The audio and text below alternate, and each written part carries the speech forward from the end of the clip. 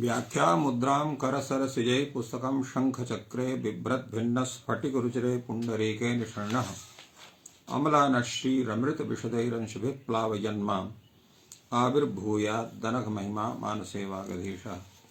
कृष्णाय वासुदेवाय हरे परमात्मने प्रणतक्लेशनाशाय गोविन्दाय नमो नमः। संस्कृत शौर्यम् इति आमुखपटले सम्बद्धाः समेऽपि विद्वांसः समेऽपि जिज्ञासवः छात्राः सहृदयाः सज्जनाः एतस्य संस्कृत शौर्यम् इति आमुखप्रसलस्य संस्थापकः प्रबन्धकश्च डॉक्टर राजकुमारः समेषां स्वागतं वर्तते तस्मिन् महाभाष्य व्याख्याने। पूर्वदिने लिप्स्यमानसिद्धौ च इति सूत्र व्याख्यावसरे तत्र भाष्यकारेण कथितं यत् अकिंवृत्तार्थोऽयम् आरम्भः। अत्र किं वृत्तम् इति शब्दस्य कः अर्थः इति विषये व्याख्यानं पूर्वदिने नैव अभवत्। अद्य तस्मिन् विषये उच्यते। तत्र किं वृत्तम् इति शब्दे तत्र किम् इति शब्दः वृत्ते इति शब्दः शब्दद्वयं वर्तते। तत्र किमः वृत्तं किं वृत्तं वर्तते अस्मिन् इति वृत्तम् अर्थात् वृत्तवर्तने धातोः तोऽधिकरणे च इति सूत्रेण अधिकरणे अर्थः प्रत्ययकृते सति वृत्ते इति शब्दः सिद्ध्यति। वृत्तम् तत्र स्थितम् इत्यर्थः। एवं किमः वृत्तं किं वृत्तं यद्यपि अत्र अधिकरणवाचिने च इति सूत्रेण षष्ठी समासस्य प्रतिषेधः भवति किन्तु निपातनात् अत्र समासः तथा वक्तुं शक्यते अथवा षष्ठ्या समासः अत्र वक्तुं शक्यते। अत्र किं शब्दः अव्यक्तेन अत्र स्वीकृतः तेन किं शब्दस्य यानि रूपाणि सन्ति तानि सर्वाणि किं वृत्तम् इति शब्देन गृह्यन्ते। यथा अत्र कः कौ कान् कः कौ के किं कौकान् इति एवं कीदृशः किमीयः किन्तराम् इत्यादि समेऽपि शब्दाः तत्र गृह्यन्ते। यतो हि लिप्समानसिद्धौ च इत्यस्मात् प्राक् किं वृत्ते लिप्सायाम् इति सूत्रं वर्तते। तत्र लिप्साया विषये किं वृत्ते अत्र भवति प्रयोगः लिप्समानसिद्धौ च इति सूत्रं तत्र अकिं वृत्तार्थः अयम् आरम्भः इति भाष्यकारः अथ च अन्ये तत्र काशिकाकारादयः इत्थं व्याख्यातवन्तः।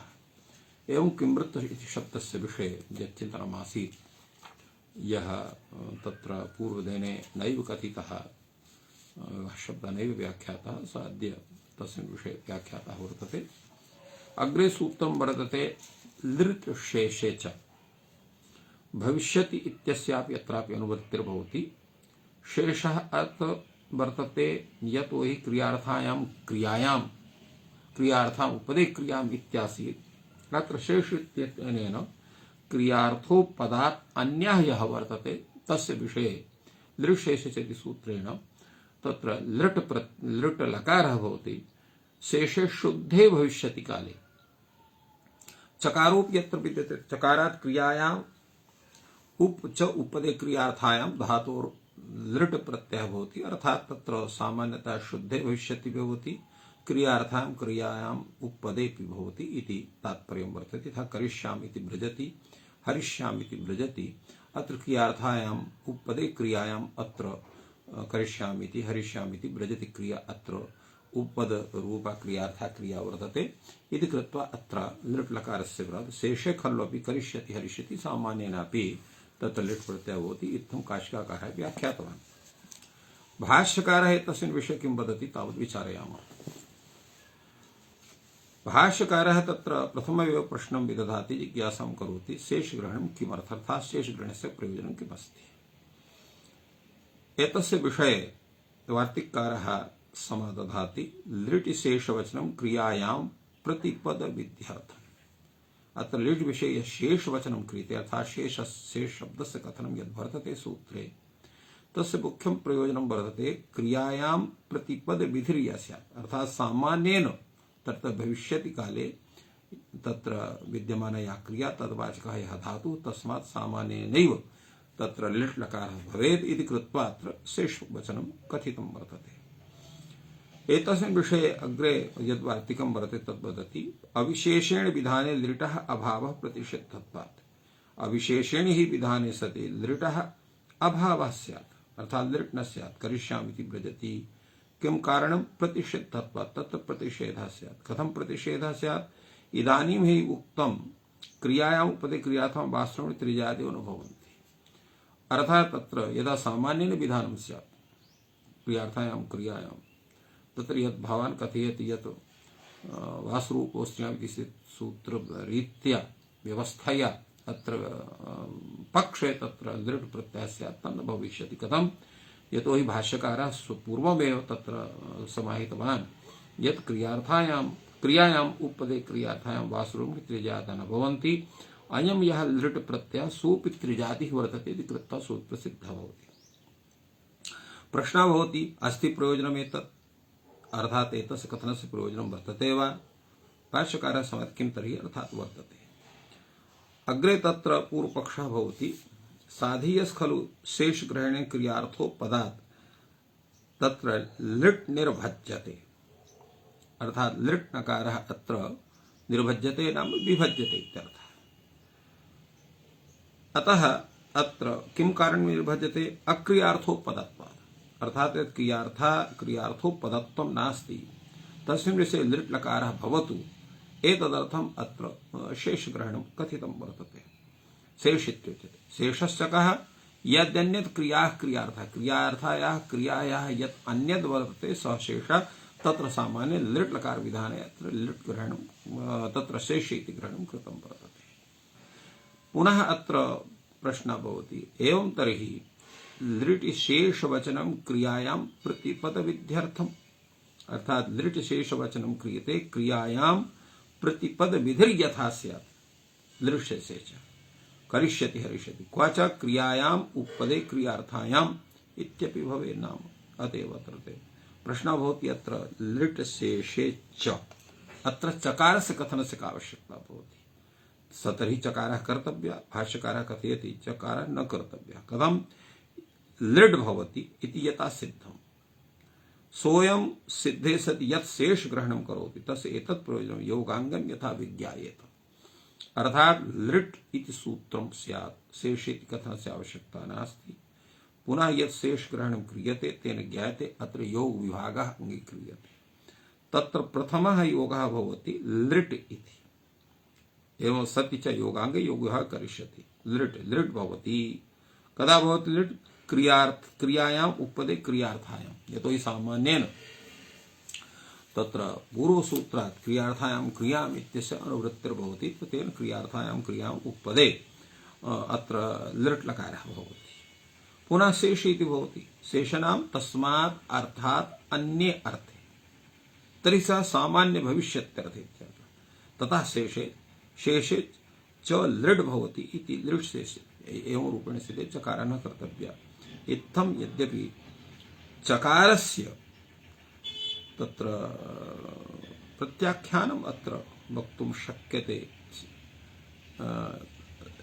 इत्थम् अत्र कथयति किन्तु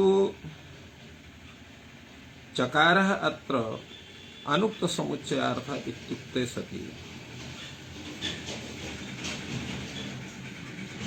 एवं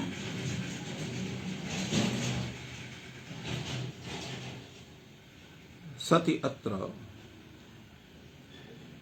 तथा अत्र स्वीकर्तुं शक्यते अनुक्त समुच्चयार्थम् अर्थात् सामान्येन तत्र लिट् लकारः भवति चकारात् इत्यनेन तत्र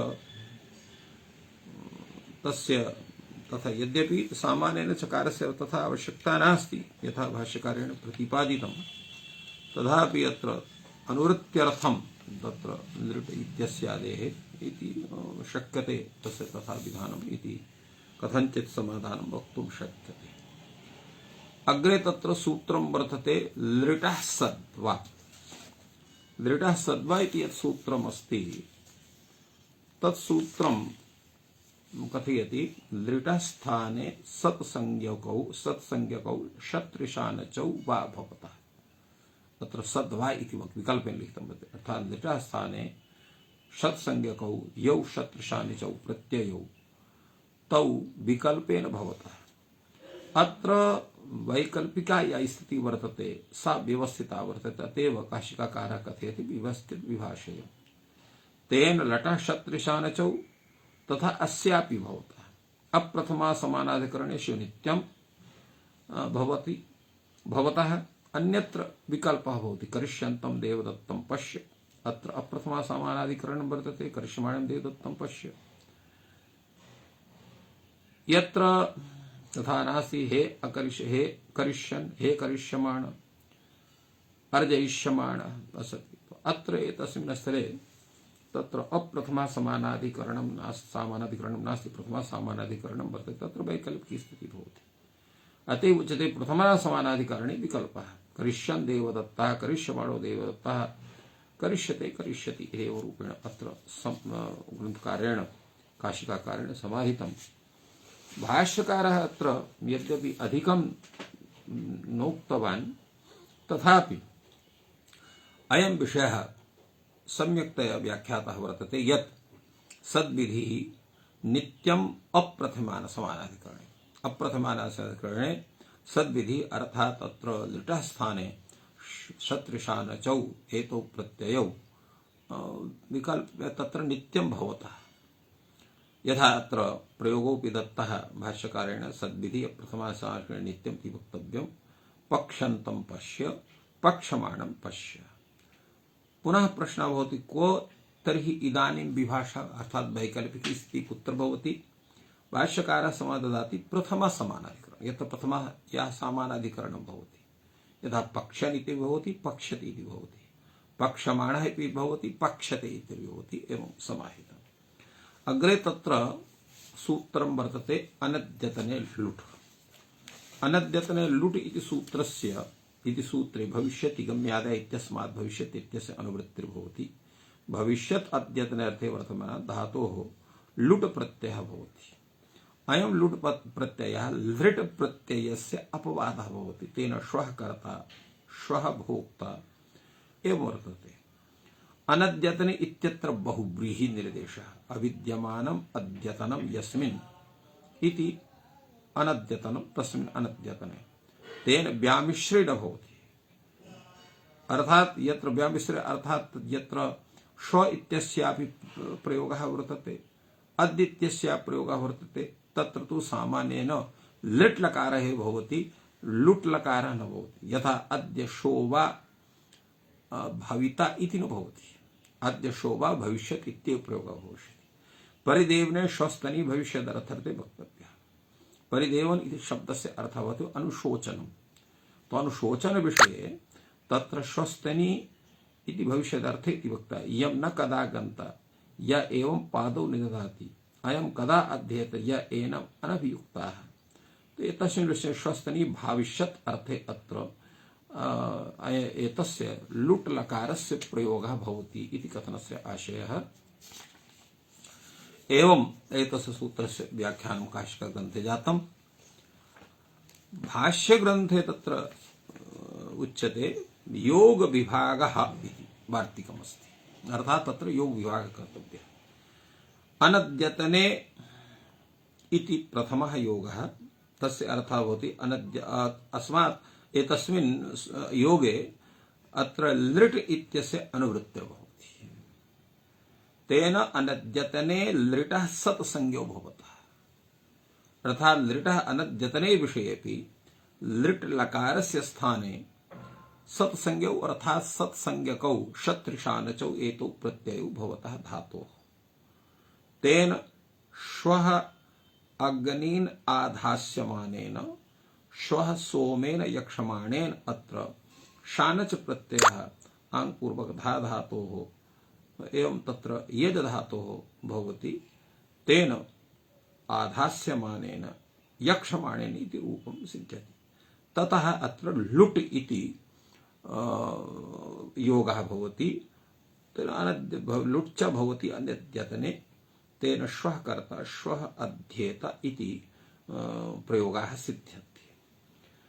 अत्र प्रश्नः भवति केन विहितस्य अनद्यतने लिटः सत्संज्ञो उच्यते, अर्थात यस्य लिटः स्थाने सत्संज्ञकौ शत्रुशानचौ एतौ प्रत्ययौ भवतः तस्य लिट् लकारस्य विधानं केन सूत्रेण भवति इति प्रश्नः भवति। केन विहितस्य अनद्यतने लिटः सत्संज्ञौ उच्यते, एतदेव ज्ञापयति भवति अनद्यतने लिट्, अर्थात यत् लिटः स्थाने सत्संज्ञकौ अत्र शत्रुशानचौ इति प्रत्ययौ अत्र विधीयेते तेनैव विधान सामर्थ्येन अत्र ज्ञायते यत्र अनद्यतने भविष्यत्यर्थे अत्र धातोः लिट् लकारोऽपि भवति इत्यर्थः। यद अयम् अनद्यतने लिटः सत्संज्ञौ शाति एवं च कृत्वा सोऽपि अदोषः भवति यदुक्तं भविष्यति अनद्यतने उपसंख्यानम् इत्युक्तं वर्तते। इत्थम् अत्र व्याख्यानम् एतस्य वर्तते। परिदेवने श्वस्तनी भविष्यन्त्यर्थे इत्यपि वार्तिकं वर्तते, यस्य व्याख्यानं यद्यपि काशिकाग्रन्थेऽपि जातम्, एतदनुसारेण फलतः अत्रापि उच्यते परिदेवने स्वस्तनी भविष्यन्त्या इत्यर्थे अत्र लुट् लकारस्य प्रयोगः भवति।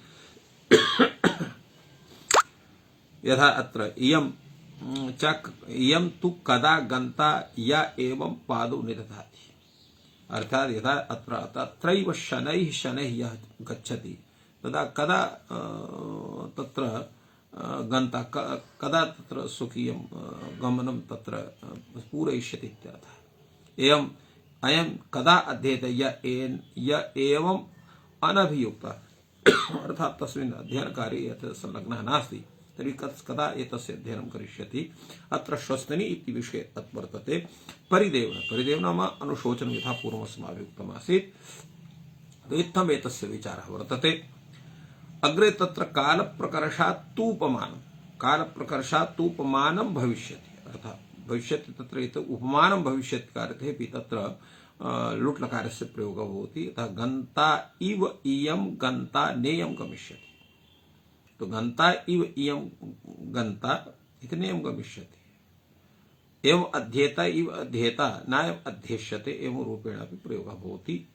न वै तिङन्तेन उपमानमस्ति, तिङन्तेन उपमानं न भवति। एवं तर्हि अनद्यतने इव अनद्यतने इति अनद्यतने एव रूपेण अत्र कालमादाय अत्र उपमानस्य ज्ञानं करणीयं। कालप्रकर्ष अर्थात तिङन्तेन उपमानं नास्ति, कालप्रकर्षेण अर्थात कालगत्या अत्र उपमानम् आदाय अनद्यतन इव तर्हि अनद्यतने इव अनद्यतने एव रूपेण अत्र स्यात्।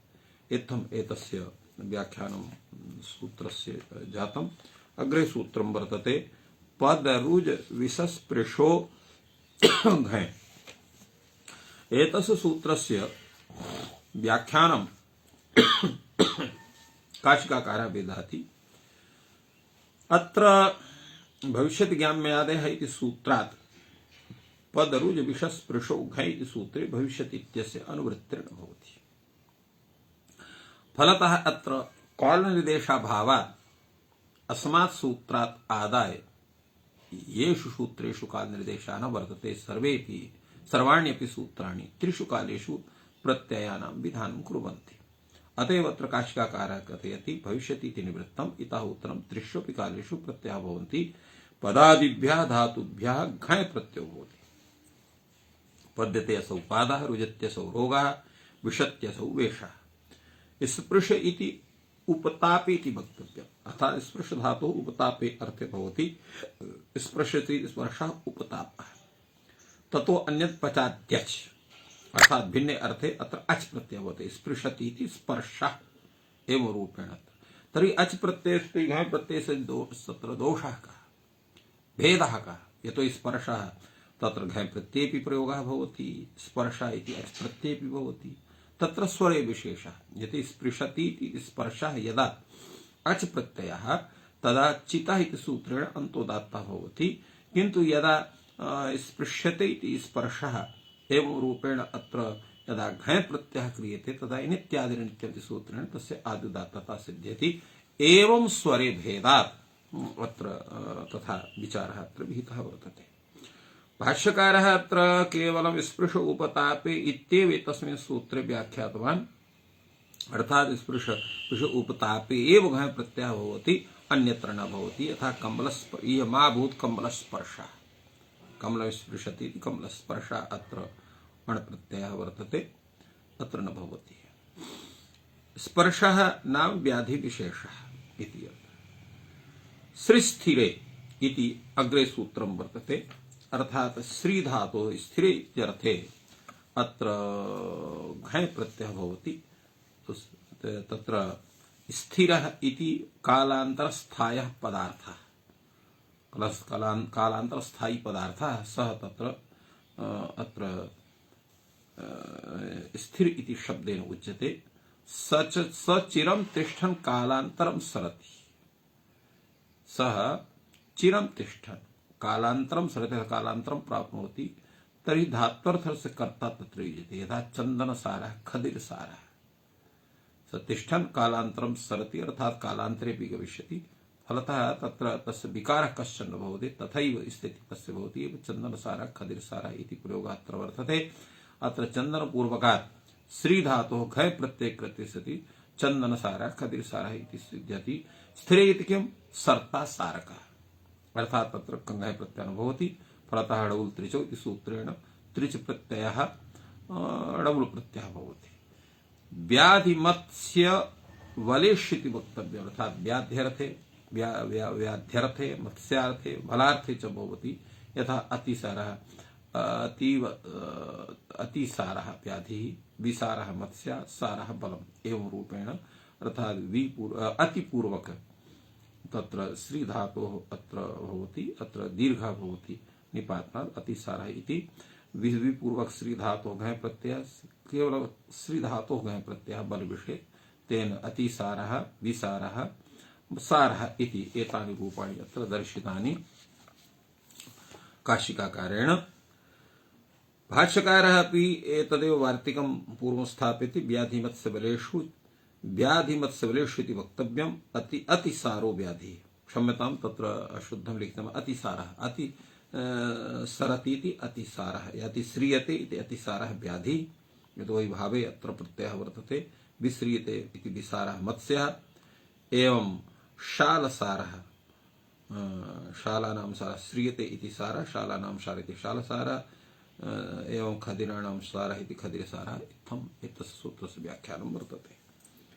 अग्रे तावत् सूत्रं वर्तते भावे इति सूत्रं भावे इति सामान्येन सूत्रमस्ति एतस्य विषये आचार्यः काशिकाकारः व्याख्याति यत् भावे वाच्ये धातोर्घञ् प्रत्ययः भवति भावे वाच्ये यथा पाकः त्यागः रागः अत्र भावः नाम क्रिया सामान्यवाची तेन अर्थनिर्देशः क्रियमाणः सर्वधातु विषयः कृतो भवति धात्वस्य धातुनैव उच्यते भावानां धात्वर्थः इत्यर्थः धात्वर्थः धातुनैव उच्यते अर्थात् धात्वर्थं यः कश्चन अन्यः अर्थः यत्र नास्ति तत्र भावपदार्थः अर्थात् प्रत्ययेनापि तत्र धात्वर्थः एव उच्यते यस्तस्य सिद्धता नाम धर्मः तत्र घञ्यादयः प्रत्ययः विधीयन्ते इति तात्पर्यं पुल्लिंगेनैव पुल्लिंगैकवचनं चात्र न तन्त्रम् अर्थात् भावे इति यत् पुल्लिंगता वर्तते अथ च यत्र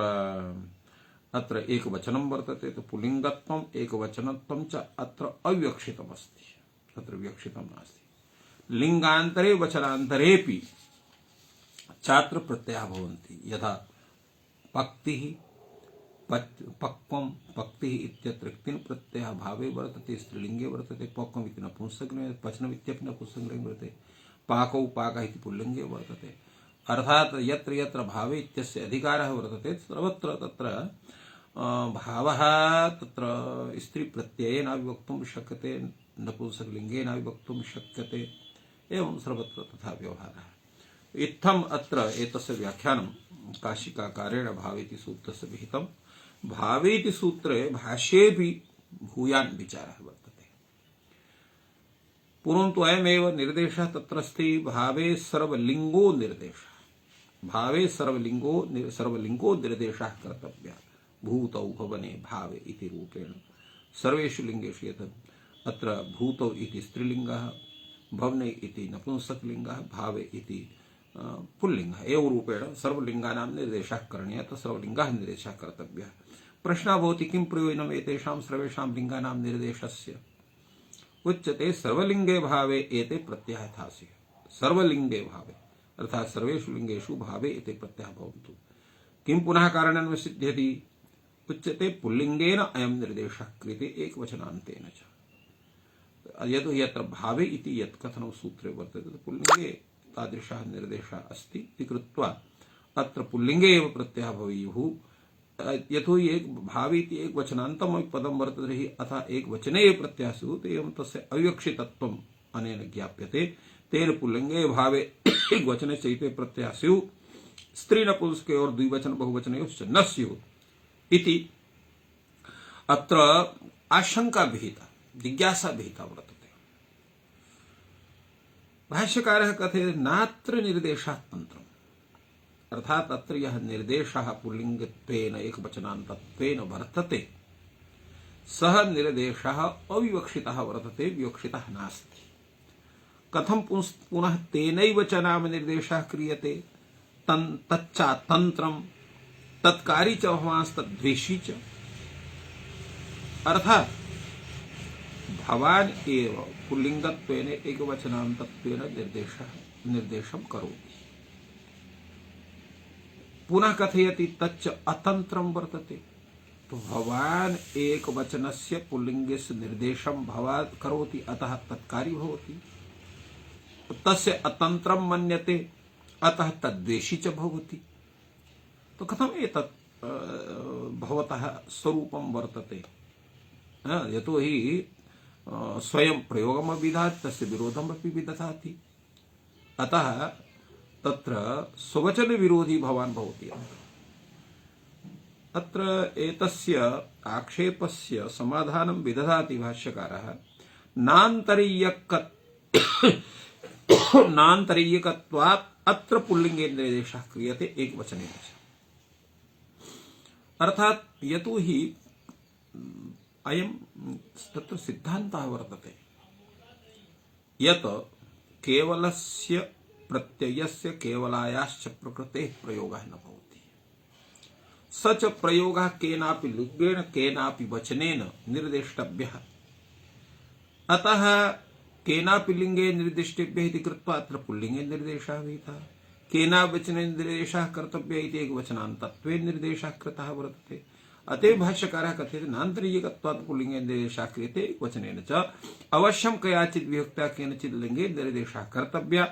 तद् यथा कश्चित् अन्नार्थी भवति, यथा कश्चित् भूक्षितः वर्तते, अन्नं तत्र वाञ्छति भोक्तुं, तर्हि किं सः प्राप्नुयात्, किम् अन्नं प्राप्नुयात् इति कृत्वा अत्र अन्नार्थी तत्र शालिकलापं सतुषं सपलालम् आहरति नान्त्येकत्वात्। सः यत्र सस्यं वर्तते तत्र सस्यं कीदृशं वर्तते? तत्र शाल्यन्नं, तत्र शालिकलापं सतुषं वर्तते, सपलालं वर्तते। अतः शालिकलापं सतुषं सपलालम् आहरति नान्तरीकत्वात्। शाली नाम तत्र धान्यं यत् कथ्यते, यस्य तण्डुलं भवति, तत्र शालिकलापं वर्तते। स पूर्वं तुषमपि वर्तते, यतो हि तत्र पलाले एव सः तत्र फलति इति कृत्वा स पलालमपि भवति। फलतः कश्चित् अन्नार्थी शालिकलापं सतुषं पलालम् आहरति नान्तरीकत्वात्। स यावत् आदेयं तावत् आदाय तुषपलानानि उत्सृजति। तो किम् आदेयं? केवलम् अन्नमात्रम् आदेयं भवति, अर्थात् तण्डुलमात्रम् आदेयं भवति। फलतः तस्मात् तत्र युक्तं यत् पलालं तत् पलालमपि त्यजति। एवं तुषमपि त्यजति एतादेव तुषफलानि उत्सृजति इत्युक्तं वर्तते। तथा कश्चित् मांसार्थी भवति मत्स्यान् सशकलान् सकण्टकान् आहरति। मत्स्यार्थी यः वर्तते सः सशकलान् तत्र सशकलान् इत्यत्रुक्ते सकण्टकान् अत्र कण्टकं भवति सशतस्य अन्यानि अंगानि यानि तत्र भक्ष्याणि न भवन्ति तान्यपि आहरति। किन्तु किं करोति तादृशं सशकलं सकण्टकं मत्स्यम् आदाय तत्र अनन्तरं यावत् आदेयं तावत् आदाय शकलकण्टकान् उत्सृजति। एवं इहापि नान्तरिकत्वात् पुल्लिङ्गेन निर्देशः क्रियते एकवचनान्तेन च न यत्र निर्देशः तन्त्रं कयाचित् विभक्त्या केनचित् लिङ्गेन निर्देशः करणीयः इति कृत्वा तादृशः निर्देशः कृतः। किन्तु ग्रहणे तत्र सर्वस्य ग्रहणं भवति यदा कृभ्वस्तयः अनुप्रयोगः भवति एते कृभ्वस्तयः स्वकीयस्य अर्थस्य वाचिनः न भवन्ति अपि तु क्रियासामान्यवाचिनः भवन्ति। क्रियाविशेषवाचिनश्च पचादयः भवन्ति। तेन यच्चात्र पचतेर्भवति पचतेर्भवतिर्भवति यथा अत्र पचतेर्भवतिर्भवति तत्र कृत्वा न तद्भवतेः पचतिर्भवति यथा पचति भवति इति प्रयोगः भवति अर्थात् पाको भवति। यथा पाकः भवति इत्यर्थे पचतिः भवति इति प्रयोगः भवति तथा भवतिः पचति इति प्रयोगः न भवति। एवं यच्च भवतेः पचतिर्भवति न तत् पचतेर्न भवतिर्भवति एवं प्रयोगः न भवति। इत्थम् एतस्य सूत्रस्य सम्यक्तया व्याख्यानं भगवता भाष्यकारेण विहितम्। अग्रेपि तत्र विचारः भवति किंच पचतेर्भवतिर्भवति अर्थात पच धातु विषये पचतिर्भवति इति प्रयोगः भवति किं भवति उच्यते सामान्य किंच भवते पचतिर्भवति यद् विशेषः यतो यत्र पच धातुः तत्र क्रिया विशेषं कथयति भू धातु क्रिया सामान्यं कथयति कथम एतस्य विषये तत् विषये तत्र भाष्यकारः एकम् अत्र उदाहरणं प्रस्तौति लौकिकम् उदाहरणं। यथा उपाध्याय शिष्यः मातुलस्य भागिनेयः कश्चन एवं भूतः शिष्यः वर्तते तस्य आचार्यः वर्तते आचार्यः यः वर्तते तस्य शिष्यस्य सः मातुलोऽपि भवति। एवं तत्र उपाध्यायोऽपि भवति तु उपाध्याय शिष्यः मातुलस्य भागिनेयं गत्वा कथयति उपाध्यायं भवान् अभिवादयताम् स गत्वा मातुलम् अभिवादयते तथा मातुलस्य भागिनेः उपाध्यायस्य शिष्यं गत्वा कथयति मातुलं भवान् अभिवादयताम् तो स गत्वा उपाध्यायम् अभिवादयते। एवं इहापि पचतेः भवतौ यत्तन् निर्दिश्यते। तात्पर्यम् एतस्य विषये यतो हि एतत् समाधानं यत् वर्तते एवं समाधानं तत्र